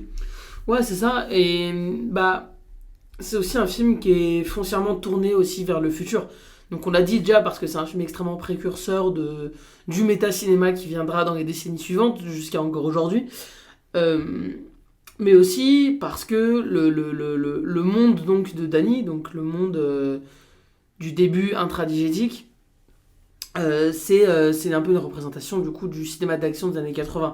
Ce cinéma extrêmement sombre. Par exemple, Bah, Terminator. Terminator, mais moi je pensais surtout genre à des films comme The Warriors par exemple de Walter Hill, où c'est un film vraiment, genre The Warriors, déjà revoyez The Warriors parce que vraiment, bah, il faut le revoir, et c'est un film vraiment qui va se dérouler dans les bas-fonds complets de New York avec, bah, tu sais c'est guerre des gangs, mais du coup, gang, prostitution, meurtre, ouais, il y a des rats partout, il pleut, ça pue, il fait ça, enfin voilà, c'est ce New York là du coup qui est représenté dans le monde de Danny, donc là on est dans le cinéma d'action des années 80. Des années 80, mais aussi dans le cinéma d'action d'après les années 2000. En fait, les années 90, au milieu, c'est un peu la parenthèse enchantée du cinéma d'action. Là où tout est, archétype, les héros beaux, musclés, les mondes colorés et tout ça. Après, donc à partir des années 2000, notamment avec le basculement, notamment marqué par Matrix d'un côté et Fight Club de l'autre, on retourne dans cette représentation du monde glauque qu'on avait aussi, comme tu l'as dit, dans les années 80, quoi. Ah oui, tu trouves? Parce que moi, justement, pour moi, justement, les années 2000, je suis pas tant d'accord sur ce côté glauque, parce que les années 2000, peut-être pas forcément glauque, mais cette volonté de réalisme, en fait. Bah, non, au contraire, pour moi, justement, le cinéma, donc des années... Enfin, le cinéma hégémonique, populaire américain, encore une fois, parce qu'on pourrait parler de ce qui s'est passé à Hong Kong au même moment, et ça n'a rien à voir, quoi. Oui, bien sûr, là, on parle du cinéma américain. Mais du coup, le cinéma populaire, blockbuster américain dans les années 2000, c'est aussi le retour en force de la fantasy. Si on prend toutes les grandes sagas qui ont marqué les années 2000, il y a quoi? Il y aurait Seigneur des Anneaux, il y a les Pirates des Caraïbes, c'est le début du MCU, du retour des films des super-héros. Enfin, ouais, mais tu vois, c'est quand même des films qui sont sombres. Enfin, c'est des films qui sont plus violents que pouvaient l'être les films... Non mais... Et puis, même là, je parle pas forcément de ces films-là, mais vraiment des films d'action, en fait. Tu sais, tous les films d'action de Steven Seagal, de Jason Statham, qu'on nous a... Enfin, il y en avait à la pelle au début des années 2000. Le cinéma aussi... Enfin, aujourd'hui, même le cinéma grand public, les Marvel, les films de super-héros et tout ça, c'est des représentations du monde qui sont toujours assez sombres, hormis évidemment qu'il y a des films qui sortent du lot, bien sûr, mais globalement, ça reste quand même, je trouve, une représentation assez violente, assez sombre de mondes qui pourtant sont quand même fantasmés, en fait.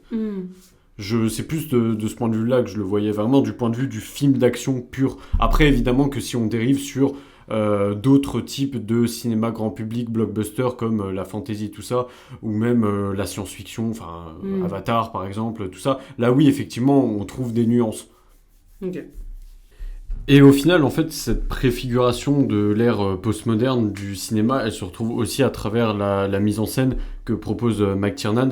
Il y a notamment une citation, donc là je cite directement McTiernan, il dit « Le style cinématographique, en particulier après que le môme est entré dans le film d'action pour rejoindre Jack Slater, est aussi simple et réaliste que possible. J'ai presque tout tourné au Steadicam pour donner l'impression au spectateur qu'il se trouvait vraiment sur place, aux côtés de l'opérateur. » Plutôt que de faire ça au grand angle, style Tony Scott ou Richard Donner dans L'Arme Fatale. Ça, c'est la façon dont on commence le film Jack Slater, grand angle et gros plan de visage héroïque qui couvrent l'écran. Mais une fois que le môme se retrouve dans cet univers de pure fiction, c'est tout le contraire. Plan large, simple, plan séquence assez long avec très peu de coupes. Non, c'est vrai que c'est intéressant parce que c'est vrai que c'est quelque chose vraiment qu'on ressent. Ça permet en fait, de quelque sorte voir le contre-champ d'un film d'action. Je sais pas si tu vois ce que je veux dire. Parce que encore une fois, quand on prend par exemple la scène d'intro de Last Action Hero, on est purement dans les codes du cinéma d'action, comme on dit. Donc, tu sais, gros plan sur le visage de Slater. Les gros inserts. Voilà, ça a des gros inserts, par exemple, tu sais, quand il y a le méchant comme ça qui prend à la hache, sur le visage de la victime, enfin, des trucs comme ça. Et à partir du moment où Danny va rentrer donc, dans Jack Slater 4,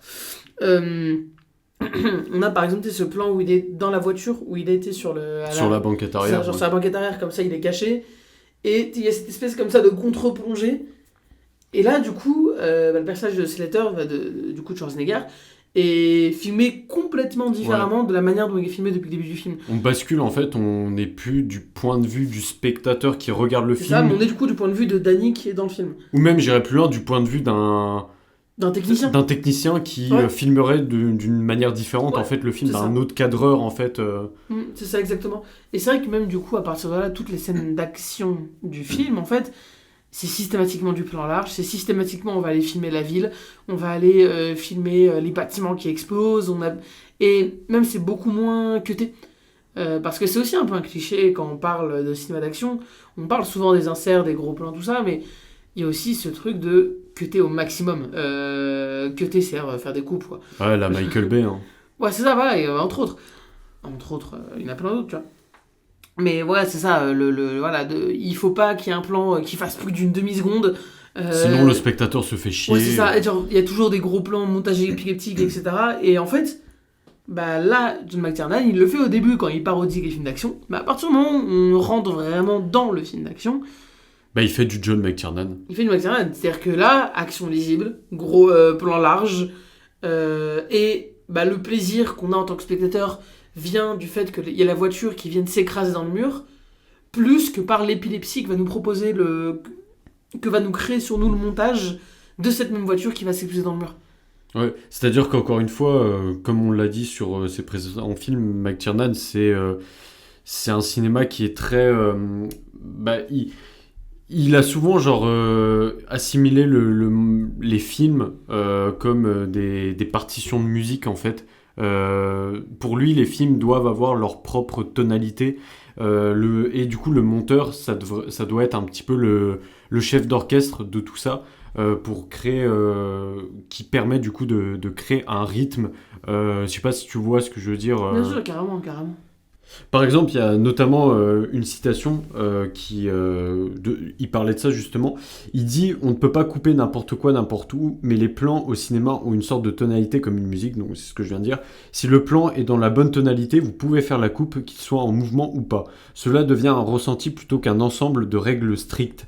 Et c'est là en fait qu'on comprend le lien très fort qui unit le cinéma de McTiernan avec la précision géométrique de la musique en général, mais surtout de la musique classique. Je dis ça parce que dans Last Action Hero, il y a énormément de références à la musique classique en fait. Même par exemple, il y a Octobre Rouge qui commence sur du Beethoven, je crois.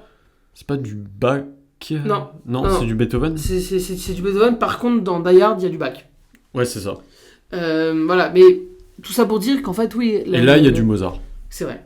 Tu sais, la précision, en fait, de la musique classique, c'est quelque chose qui va s'appliquer, en fait, au cinéma de McTiernan. Parce que, donc, c'est un cinéma extrêmement précis, en fait. Chaque élément est à l'endroit où il doit être, afin que l'action doit être visible. Et c'est, pour moi, là, tout le cœur du cinéma de McTiernan, c'est le fait que l'action, au sens noble du terme, est au centre du récit. Dans tous ces films, en fait, quasiment. Et même... On parle d'action, on s'imagine des explosions. Non, c'est l'action, c'est même le mouvement. Par exemple, je reviens sur Octobre Rouge, sur la poursuite d'Octobre Rouge rapidement. Mais toute cette poursuite, donc, entre deux sous-marins, qui est le cœur du film, c'est une seule et même scène d'action. Et en fait, tout le film n'est que ça. C'est l'action même du mouvement, c'est l'action même de la matérialité, donc de ce mouvement-là. Et c'est ça, en fait, le cœur du cinéma de McTiernan. C'est le fait que dans Die Hard... il y a ce personnage de John McClane qui passe d'un étage à l'autre, qui soit dans tout plein de situations, au sein d'une seule et même action. Et pour le coup, ça, c'est quelque chose dans Last Action Hero qu'on va aussi retrouver à partir de la deuxième partie du film. Donc le moment où du coup Benedict rentre dans le monde réel, donc sort du monde de Jack Slater et rentre dans le monde de Danny, et où du coup Danny et Jack Slater vont le suivre. Là, on bascule, on bascule pas pour le coup, on reste dans le même style cinématographique, même si du coup, genre, c'est vrai que je me suis fait la réflexion, mais en vrai, c'est Last Action Hero, pour le coup, c'est pas un film où il y a tant de scènes d'action que ça, du moins, genre, dans cette deuxième partie. Tu vois, par exemple, le climax, genre, le combat final, entre guillemets, contre le méchant, c'est pas une scène d'action en soi. Non. C'est une scène de tension, une espèce de prise d'otage. Parce que du coup, à ce moment-là, on est dans le monde réel.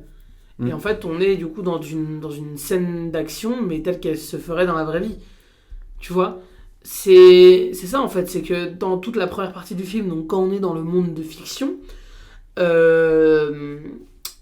est dans une action justement qui n'a aucun point d'accroche réaliste en fait. C'est les voitures qui explosent dans tous les sens. Il y a même une scène d'action qui fait référence à la scène du pont avec le camion dans Terminator 2. voilà, on va dire que les corps explosent. Enfin, vraiment, il n'y a aucune. Enfin, tout arrive à l'image et il n'y a rien qui arrive au personnage même. Mais. Et donc, quand on arrive dans ce monde réel, à partir de la 2e heure du film, donc, et ben là. D'ailleurs, c'est vraiment symbolisé par cette scène où t'as du coup Schwarzenegger, enfin Jack Slater, tu sais, qui veut casser une vitre avec son poing, sauf que là, il a mal. Ouais, Voilà. La vitre se casse pas. Ça, la vitre se casse pas, et surtout, lui, ça lui fait mal. Puis il y a cette scène trop bien, genre de Benedict qui du coup se balade dans New York et qui genre tue sans aucune raison un pauvre garagiste qui a rien demandé. Et genre il se rend compte que tout le monde s'en fout, genre la police vient pas. Alors que dans son monde à lui, la police arrive direct. C'est et là, je trouve cette scène trop bien, quoi. Non, mais c'est une scène qui a du sens et qui en plus de ça est drôle. Donc, Et puis voilà, et puis donc, encore une fois, à partir donc, de ce moment-là du film, bah ouais, mais là on va être dans une scène d'action beaucoup plus réaliste, donc dans une scène d'action où les coups ont un impact, où il y a un personnage qui va se prendre une balle. Bah, on va avoir un plan genre de 15 secondes sur lui qui est en train de saigner, il a mal pour de vrai. Et là, à ce moment-là, il y a McTiernan qui nous dit oui, mais tu vois, toi, spectateur biberonné au cinéma américain qui explose dans tous les sens toutes les 3 secondes, bah en fait, tu as l'impression que tu as besoin de ce montage épileptique, tu as l'impression que tu as besoin de cette surenchère d'effets, de sons, d'images dans tous les sens. Mais en fait, non, t'en as pas besoin. Je veux dire, tu es tout autant attiré par le film quand c'est juste une voiture simple qui va s'éclater contre un mur. Et que je vais te filmer ça avec un plan fixe, en fait. C'est un peu une des critiques qui a été faite au film, c'est que genre... à partir de la 2e partie, à partir du moment où Jack Slater rentre dans le monde réel... Il serait chiant. Ouais, on se fait chier, il n'y a pas de scène d'action, tout ça. Alors que... Pour le coup, c'est ultra intéressant parce qu'il y a aussi ce truc de tout ce commentaire autour des personnages de fiction qui prennent le pas sur les stars elles-mêmes. Je pense, quand je dis ça, je pense notamment à cette scène, du coup, donc l'avant-première de Jack Slater 4. Donc qui se déroule à Times Square dans le monde de Danny, et où du coup il y a toutes les stars du film, dont notamment Schwarzenegger qui joue Schwarzenegger, et du coup il y a forcément cette fameuse rencontre entre Jack Slater et Schwarzenegger. Et je trouve ça assez intéressant parce que genre là on sent bien que Schwarzy lui-même, donc il va jouer un petit peu avec sa propre légende de Action Man. Il va vraiment genre démonter sa légende et la recomposer à travers du coup cette mise en abîme de Hollywood, un Hollywood qui serait un peu genre centré sur lui-même, complètement déconnecté de la réalité, parce que là on est totalement genre lors de cette avant-première on est totalement dans une espèce de monde de strass et de paillettes imbriqué dans un monde, comme on l'a dit, un monde de violence, un monde sale, complètement chaotique en fait. Ouais, c'est ça, c'est clair. Et puis, ouais, du coup, c'est évidemment aussi extrêmement ludique de voir. Parce que c'est aussi ça, en fait, le cinéma de McTiernan, c'est que c'est un cinéma un peu intellectuel, en vrai. Enfin, on dirait pas comme ça au premier abord, mais c'est un cinéma extrêmement intellectuel. Mais c'est aussi un cinéma qui... Ouais, très ludique. Qui ne boude pas le kiff, si on peut dire ça comme ça. Voilà, c'est un cinéma devant lequel, en fait, on a un vrai plaisir même de voir 2 fois Schwarzenegger. J'aurais bien aimé qu'il se tape dessus. C'était un peu mon... Enfin, il le fait indirectement. Il le fait indirectement avec lui tire, mais... Enfin, il tire dessus, mais... C'est aussi, voilà, c'est aussi ça, ce rêve de gosse de... T'as pas un, mais t'as 2 Schwarzenegger. Mais oui, il y a ce plaisir-là. Il y a ce plaisir aussi de voir... Il y a plein de caméos dans cette scène. Il y a Jean-Claude Van Damme. Il y a qui d'autre Je crois qu'il y a genre Damon Wayans. Genre, c'est super avancé. Ça n'a aucun sens, mais je trouve ça génial. Déjà, il y a la vraie femme de Schwarzy lors de cette avant-première. C'est ça. Et ouais, c'est genre... Là, pour le coup, on revient vraiment à ce truc de cinéma ludique, en fait, qui s'imbrique avec une vraie thématique, encore une fois, de mise en abîme de Hollywood, quoi. Moi, il y a notamment cette scène que j'adore où, du coup, Danny et Jack Slater arrivent dans le commissariat. Et il y a déjà, quand il rentre, on voit Sharon Stone et du coup... et Robert Patrick, du coup, qui joue le T-1000, ouais. qui joue le T-1000 dans Terminator 2. Mhm. Ils arrivent dans le commissariat, il y a plein de références partout. Enfin, par exemple, il y a un mec qui est grimé en détective privé, en mode un peu film noir des années 50, et c'est un peu un sosie de Humphrey Bogart. Genre un mec en arrière-plan qui est en noir et blanc littéralement, genre qui a le visage noir, un peu une blackface, mais il y a ça, il y a aussi ce personnage, tu sais, en animation. Je sais plus, il a un nom dans le film. Il joue le genre détective chat. Ouais, voilà, c'est un chat, et évidemment, c'est une ref à du coup Roger Rabbit, évidemment. Il y a quoi d'autre dans le commissariat? Enfin, il y a plein de trucs. Même par exemple, du coup, il y a une scène où il y a James Belushi qui dit qu'il est pas fan de Schwarzenegger. Et même, du coup, il y a ce truc marrant parce qu'ils ont joué ensemble dans Double Détente, toujours de Wag the Hill. Ouais, c'est celui qui joue le chef. Ouais, c'est ça, exactement. La plus belle référence, je trouve, qui est faite à un autre film dans ce film, c'est le personnage de la mort du 7ème saut de Bergman. Ouais, à la fin. Voilà, c'est ça. Qui est dans le film est joué par Ian McKellen. C'est ça, alors que dans l'original, c'est joué par Ben Ekerot. Ouais, c'est ça. Et Ian McKellen, qui pareil, est un acteur issu du théâtre, donc... on connaît... toujours, mais non, mais c'est pour dire qu'il y a toujours cet attrait de McTiernan pour d'autres arts que le cinéma dans ses films. Bien sûr. Et voilà, et parce qu'en fait, donc, dans cette scène, le personnage donc, de Benedict, donc, joué par Charles Dance, va recruter le personnage de la mort du 7ème saut, et pour qu'en fait, elle puisse sortir en fait, de l'écran et aller du coup pourchasser le personnage de Danny, quoi.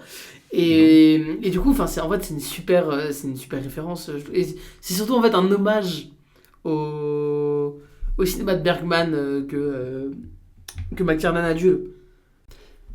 Donc, comme on l'a dit, Last Action Hero va sortir le 18 juin 1993 aux États-Unis. Ça va être un énorme échec commercial. Il va récolter environ 50 millions de dollars pour du coup un budget, comme on l'a dit, de 85 millions. Ce qui est genre. Le film est même pas rentable. En plus de ça, il faut compter le marketing.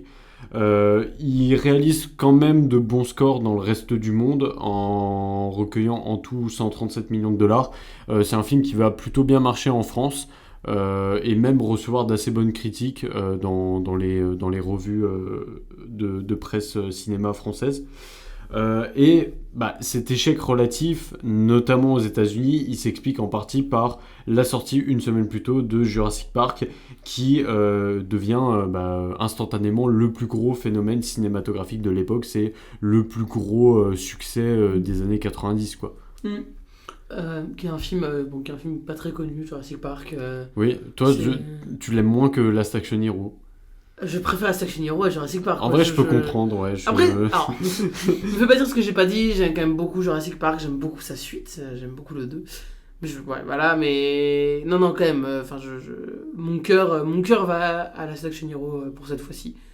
Mais du coup, cet échec commercial, ça va être un gros coup dur pour plein de gens, pour la Columbia, pour... McTiernan, pour Schwarzenegger aussi, parce que c'est un peu le premier gros échec de sa carrière. En plus de ça, là, il était crédité comme producteur, donc après Last Action Hero, il va être un peu en déprime, Schwarzy, même si il va rapidement se relancer, notamment du côté avec James Cameron, du coup, avec True Lies. C'est ça. Et en fait, pour une anecdote, c'est que évidemment que Schwarzenegger était très très ami avec James Cameron à l'époque.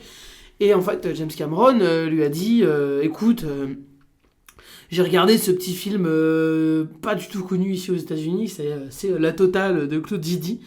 Vas-y, en vrai, regarde-le et tout, ça peut être marrant. Tu peux bien aimer. Et du coup, Schwarzenegger regarde La Totale et je dis tiens, je pourrais peut-être en faire un film. Je pourrais peut-être en faire un remake, peut-être un film américain. Et donc, il va revoir James Cameron et il lui dit tu vois ce film là que tu m'as conseillé il y a 6 mois, ça te dit on en fait un remake. Et c'est comme ça que True Lies est né. Ouais. Donc si on a eu True Lies, qui est un super film, c'est entre autres grâce à John McTiernan. Voilà, je le dis. Bravo, bah oui. Et au fil du temps, Last Action Hero va quand même acquérir un statut un peu de film culte. Ouais.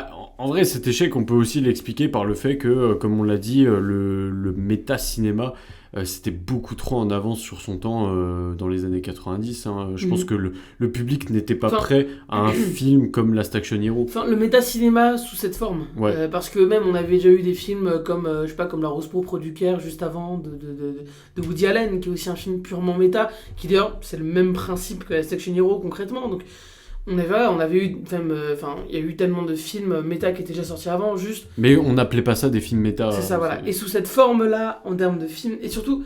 Avec un vrai côté film d'action populaire, familial. Mais aussi avec un questionnement et une critique contre un certain genre cinématographique. Exactement. Et du coup, ça s'était jamais trop fait avant, et c'était vraiment purement en avance sur son temps. Ouais. Et forcément, tout ce qui est nouveau ne marche pas. Ne marche pas toujours, il y a plein de films extrêmement nouveaux qui fonctionnent. Hein. Et malgré cet échec, McTiernan, il va quand même revenir en 95. Il va reprendre en main la saga 2 ans après. Il va reprendre en main la saga Die Hard pour réaliser du coup Die Hard 3, Une journée en enfer. Et Die Hard with a Vengeance en français. En anglais, pardon. Et pour le coup, si Last Action Hero, c'est un peu le chant du cygne du cinéma d'action américain des années 80, Die Hard 3, on peut le dire, c'est sans doute la quintessence du cinéma de John McTiernan. C'est son chef-d'œuvre, c'est l'aboutissement ultime du cinéma d'action. C'est clairement son meilleur film, et c'est un film que j'adore. C'est pour moi vraiment le meilleur film d'action de tous les temps. Ouais, je déconne même pas. Moi, c'est pas moi qui vais te contredire là-dessus. Moi, c'est un film que j'ai toujours vraiment beaucoup aimé. Mais depuis quelques années, j'y reviens vraiment assez souvent, et je me rends compte vraiment à quel point ce film est vraiment déjà dans l'ombre du premier film. Le premier film étant évidemment un super film, mais quand même. Et vraiment, Une journée en enfer, je pense sincèrement qu'on n'a jamais vu ça en termes d'action dans le cinéma américain. C'est vraiment En fait, il va prendre le concept de son premier film, qui était donc enfermé dans une tour, dans un piège de cristal, pour là l'étendre à New York. Et on n'a jamais New York, la ville, a servi de cadre pour un film d'action de cette manière-là. Dès les 30 premières secondes, le film commence et ne s'arrête jamais pendant quasiment 2h08. Ouais. Et il y a un rythme qui est ouf, qui est incroyable. Enfin, le montage de ce film, c'est encore une fois, c'est une partition musicale. Ce film, et le montage, c'est le chef d'orchestre et les personnages. Donc John McClane, le personnage de Samuel L. Jackson, c'est des poupées littéralement que McTiernan va prendre un mal à plaisir à tordre dans tous les sens à travers du coup New York tout entier, quoi. Bien sûr, que ça soit il y a une scène à Central Park, il y a une scène dans le métro, il y a une scène, on voit les écoles, on voit les habitants de New York. Il y a plein comme ça de scènes où les personnages sont confrontés aux habitants de New York parce que c'est quelque chose. Ouais, il y a de la vie en plus. C'est un New York qui vit, c'est pas un New York qui est artificiel. Bien sûr, parce que dans le cinéma d'action, très souvent New York a servi. Et très souvent, c'est juste la figure de New York. On va pas vraiment voir ce que fait cette action, ce qui se passe concrètement sur les habitants qui y vivent en fait. Et c'est là tout le génie, je trouve, de Une journée en enfer, c'est que cette ville en fait est vivante. Cette ville est vivante. Cette ville agit sur plusieurs échelles en fait. Tous les personnages existent dans ce film. Tous les personnages sont extrêmement bien décrits. C'est drôle en plus. C'est extrêmement drôle. Enfin, vraiment, ce film-là, revoyez-le si jamais vous l'avez pas vu, ou si jamais vous l'avez vu il y a très longtemps. Parce que c'est vraiment un film, je trouve, à reconsidérer comme sincèrement la quintessence du cinéma d'action américain. Bien sûr. Et c'est un film qui va rencontrer quand même un gros succès. 366 millions de dollars de recettes. À partir de là, du coup, entre les 1995 et 1997, McTiernan, il va un peu s'éloigner des gros blockbusters pour produire plusieurs projets beaucoup plus modestes, comme des petits téléfilms, tout ça. Et en fait, à partir de là, il va connaître une carrière un peu en dents de scie. D'un côté, il y a des plutôt bons films, comme en 99, Le 13e guerrier, donc qui est une adaptation libre du mythe de Beowulf. Non, c'est une adaptation du roman de Michael Crichton qui est Le Royaume de Hrothgar. Oui, mais qui est le roman lui-même est une adaptation libre de Beowulf. Ouais. Mais oui, j'allais le dire. Pardon, excuse-moi. Mais c'est un film assez sympathique, Ouais, mais c'est un qui film va... rigolo, c'est un film d'aventure un peu sympa, j'aime bien. qui va être quand même qui va être un échec commercial. La même année, il y a un autre film de McTiernan qui sort, c'est un remake donc d'un film de Norman Jewison, donc qui s'appelle L'affaire Thomas Crown. Donc qui est un film quand même assez connu avec c'est avec Steve McQueen et Faye Dunaway, et du coup Faye Dunaway qui joue aussi un rôle dans le Thomas Crown de McTiernan. Et là pour le coup il y a le retour du coup de Pierce Brosnan dans le cinéma de McTiernan, et on est plus sur un film, on n'est pas du tout sur un film d'action, là on est plus sur une sorte de film de braquage / romance, un mélange un petit peu entre du Steven Soderbergh et du James Bond. Moi il y a ce côté un peu très classe, notamment parce que c'est Pierce Brosnan évidemment. Oui, bien sûr. Mais moi, c'est un film que j'aime beaucoup. Ouais, carrément. J'ai vraiment pris beaucoup de plaisir à le mater. Mais pareil, c'est pas un film qui va beaucoup marcher. Et à partir de là, ça devient... Par contre, Thomas Crown, du coup, donc le remake, a eu vraiment un très très bon succès critique. Oui, et c'est d'ailleurs un film que McTiernan aime beaucoup. Genre, c'est son film préféré de sa filmographie. Et à partir de là, sa carrière elle va être un peu plus compliquée, notamment parce qu'en 2002, il va faire un autre remake d'un film de Norman Jewison, donc à savoir Rollerball, qui est, au-delà du film en lui-même, qui est pas un très bon film. C'est un film qui a beaucoup subi. Parce que, on l'a dit, donc McTiernan, tout le long de sa carrière, il a eu énormément de démêlés avec les producteurs. Pour avoir le montage final, ça a toujours été très très compliqué. Mais là, avec Rollerball, en fait, on a atteint un stade vraiment... En fait, on a atteint vraiment le point de non-retour. On sait qu'il y a plus ou moins 50% du film qui était censé être dans le film de base, qui a été supprimé. Le film, vraiment, n'a plus rien à voir du tout. Ce n'est vraiment plus le même film en termes de ton, en termes d'ambiance, sur même ce que ça raconte. Il y a des arcs narratifs entiers qui ont été coupés. Enfin, c'est un film vraiment qui... Ce film, en fait, n'existe même pas, quoi. C'est un film vraiment qui n'aurait pas dû sortir sous cette forme-là. Et McTiernan lui-même veut qu'on oublie ce film. D'ailleurs. Et en fait, il va avoir pas mal de problèmes avec le producteur du film, donc Charles Roven. Ce qui va même le pousser à recourir au service d'un détective privé. Qui est Anthony Pellicano. C'est ça. Qui va mettre en place un procédé d'écoute afin de surveiller les propos donc, de Charles Roven, parce que du coup McTiernan il désirait connaître les véritables intentions de ce dernier à propos du film, quoi. C'est ça, sachant que donc à l'époque Anthony Pellicano était un détective privé assez connu à Hollywood. Tom Cruise, Michael Jackson ou encore Demi Moore ont fait déjà appel à lui. C'est quelqu'un qui était quand même réputé. Sauf que, donc McTiernan a mis sur écoute, à l'aide d'Anthony Pellicano, le producteur de Rollerball, Charles Roven, mais également son ex-femme de l'époque qui est Donna Dobro. Et sauf que Roven et Donna Dobro porteront plainte contre ces écoutes. Et en fait, d'abord en 2003, il va sortir un autre film. Et voilà, on va du coup juste laisser l'histoire de cette affaire de côté et on y revient juste après.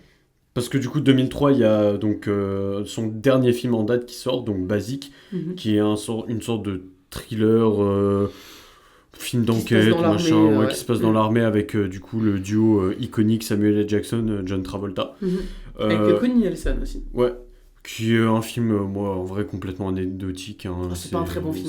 Vraiment pas un bon film. Ouais. C'est un film qui enchaîne les plot twists. C'est Twister, le film. C'est c'est vraiment plot twist dans tous les sens. On sent que là, il a un peu perdu de sa superbe, McTiernan. Et ça va être, encore une fois, un échec. En plus, avec les affaires de la mise sur écoute, il a joué avec les producteurs et aux États-Unis, on joue pas avec les producteurs. Ce qui fait que ça, plus les échecs de ses précédents films, plus personne n'a confiance en McTiernan. Et À partir de 2006 même, va y avoir une enquête du FBI qui va être menée donc sur cette affaire d'écoute clandestine et McTiernan va notamment être accusé d'avoir menti sous serment au FBI, affirmant qu'il n'avait pas recours au service de Pelicano, pardon. En fait, à partir de là, McTiernan, il va être... C'est même plus que ça. C'est qu'en fait, il a dit qu'il avait eu recours à Pelicano pour le divorce de sa femme, mais pas pour la production de Rollerball. Ce qui fait que, en fait, il a pas tout dit. Et donc, il a clairement menti au FBI. Et faut pas mentir au FBI. Pareil, ouais. Et du coup, en août 2012, McTiernan est condamné à 1 an de prison. C'est une affaire qui va faire énormément de bruit aux États-Unis. Il va sortir du coup au bout d'1 an. À sa sortie de prison, McTiernan, il est complètement ruiné. Il a plus de thunes, il s'est fait hypothéquer sa maison, je crois, pour notamment payer la caution pour sortir de prison. Il y a quand même plusieurs rumeurs autour d'un potentiel retour au cinéma, parce que c'est vrai qu'on l'a pas dit, mais McTiernan, il est encore en vie aujourd'hui, encore. Il fait plus rien, enfin il est dans son ranch, ça fait vraiment 10 ans qu'on nous... qu'il dit lui-même avoir quelques projets en tête, mais finalement il n'y en a aucun qui aboutit. Il y a eu notamment une rumeur comme quoi, du coup, durant son séjour en prison, il aurait écrit une suite à Thomas Crown, donc un nouveau film. Il y a d'autres rumeurs qui disent qu'il serait en préparation d'une sorte de thriller, film d'action futuriste. Pareil, ça on sait pas trop. Apparemment, il a été aperçu en Andalousie avec son chef opérateur tout ça. Enfin voilà, des rumeurs à droite à gauche. Mais force est de constater que McTiernan, il est plus vraiment dans le circuit. Il est plus du tout dans le circuit même. Et puis surtout, il s'est vraiment fait blacklister Hollywood aussi, quoi. Je veux dire, honnêtement, si un jour il arrive à refaire un film, ça serait un miracle. On espère tous. Mais... Moi, c'est mon rêve de cinéphile, quoi. C'est de revoir McTiernan, revoir venir McTiernan à 80 ans, là, plus de 80 ans, et montrer à tout le monde qui est le maître du film d'action, parce que, voilà, si on peut un petit peu conclure sur John McTiernan et sur donc Last Action Hero, c'est trop bien, quoi, John McTiernan. C'est le pur cinéma d'action américain. Tous les films d'action devraient ressembler à des films de John McTiernan. Mais aussi à la fois un cinéma aussi vraiment hauteur. En fait, tout le long de sa carrière, John McTiernan, il s'est fait vraiment marcher dessus par des critiques, marcher dessus par vraiment toute l'industrie qui voyait en lui une sorte de simple faiseur. Même lui le disait, c'est un simple faiseur. Bien sûr. Sauf que maintenant, en fait, avec le recul, tout ce qu'on en sait, la manière dont même on regarde ces films aujourd'hui... Et même par rapport à ce qui sort aujourd'hui au cinéma. Bien sûr, en fait, on se rend compte vraiment de l'influence qu'a eu John McTiernan, de l'impact qu'il a eu sur le cinéma d'action américain, et en fait, à quel point il arrivait, je dis il arrivait parce que voilà, mais il arrivait à faire des films d'action, à les découper d'une certaine manière, à en fait envisager l'action pure, au sens noble, comme personne d'autre auparavant et personne d'autre depuis, en fait. Ouais. C'est vraiment un réalisateur qu'il faut absolument remettre sur le devant de la scène, et encore une fois, pas que ses films les plus connus, parce qu'évidemment c'est trop bien, Predator, Die Hard, Die Hard 3 aussi, mais même ces films un peu moins connus, même Octobre Rouge, même Medicine Man, même Thomas Crown. Même d'un certain point de vue, Nomads, qui est pas un film parfait, qui est loin d'être même un bon film, mais il y a des choses intéressantes. Enfin, c'est vraiment un réalisateur qu'il faut redécouvrir, en fait, parce que c'est, encore une fois, moi je pense que j'ai jamais vu ça. Enfin, pour le coup, là je prends l'exemple de Die Hard 3, mais j'ai jamais vu ça, et je pense que je reverrai jamais ça au cinéma, un film d'action aussi parfait, quoi. Bien sûr. Pour finir, je te propose de passer aux petites recommandations habituelles. Moi, de mon côté, j'aimerais vous recommander 3 choses. D'abord, un bouquin qui s'appelle « Il était une fois Last Action Hero, l'histoire d'un crash monumental » de Aubrey Salmon, qui est du coup un petit bouquin d'une centaine de pages qui est sorti du coup sous les éditions Rockérama en 2024. Donc voilà, ça se lit assez vite, c'est hyper intéressant, il y a pas mal d'anecdotes sur du coup la production, le tournage et la sortie du film. Donc c'est trop bien, c'est pas cher, ça se lit assez vite. Également un numéro spécial de la revue du coup la 7ème Obsession, le numéro 56, consacré du coup à John McTiernan, où du coup on revient un petit peu sur toute la carrière avec une analyse du coup de ses films, mais surtout un entretien écrit avec McTiernan.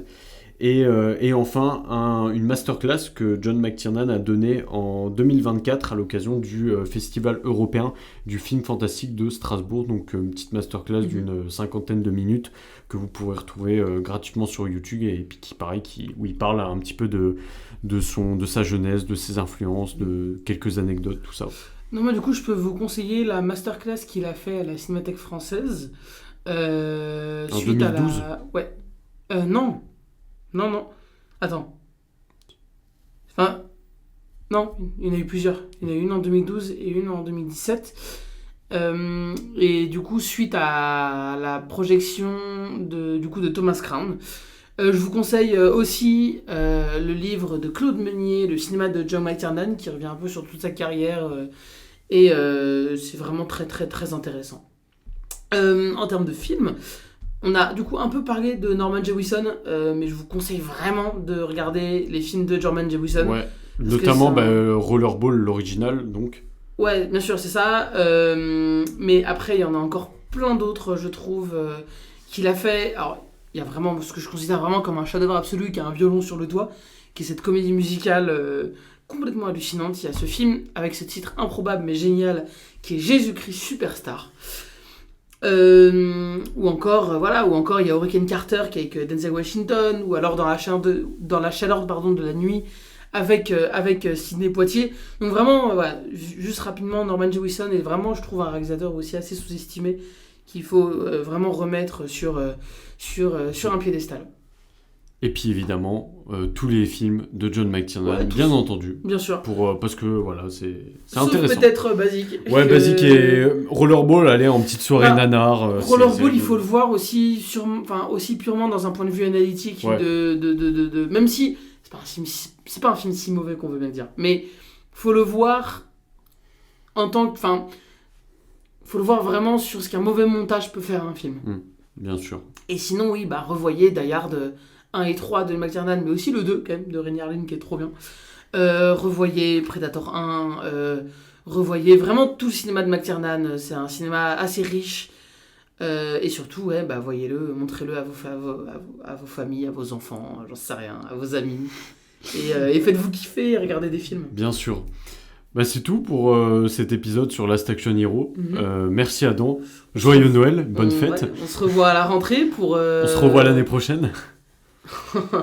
Est-ce qu'on tease le prochain épisode ou pas ? Non, même si on sait déjà à coup sûr ce sera sur quoi, on ne tease rien du tout. Ça sera sur un bon film. Bien sûr.